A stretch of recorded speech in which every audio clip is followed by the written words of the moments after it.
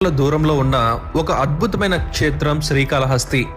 స్వర్ణముఖి నది ఒడ్డున ఆ పరమశివుడు శ్రీ జ్ఞాన ప్రసూనాంబ సమేత శ్రీకాళహస్తీశ్వర స్వామిగా కొలువై ఉన్నారు. శ్రీకాళహస్తి అనే పేరు శ్రీ, కాళ, హస్తి అనే 3 జీవుల వల్ల వచ్చింది. పరమేశ్వరుడైన మహాశివుడు కాళహస్తినందు అవతరించడానికి ఒక మహోత్తరమైన కారణం ఉంది. పూర్వం మహాశివుడు బ్రహ్మదేవునికి కైలాసాన్ని సృష్టించమని ఆజ్ఞాపించారు. పరమేశ్వరుని ఆజ్ఞతో కైలాసాన్ని సృష్టించడం మొదలుపెట్టారు బ్రహ్మ. కైలాసాన్ని నిర్మించే మధ్యలో కంగారు పడి తొందరపాటులో చేస్తుండగా ఆ కైలాసంలోని కొన్ని భాగాలు భూమిపై పడ్డాయి. అందులో ఇక్కడ పడిన ఆ భాగము దక్షిణ కైలాసంగా ప్రసిద్ధి చెందిందని చెప్తూ ఉంటారు. అలా ఈ దక్షిణ కైలాసంలో శ్రీకాళహస్తీశ్వరుడుగా వెలిసిన పంచభూహ లింగాలలో ఒకటైన వాయులింగంగా స్వయంభుగా వెలిశారు.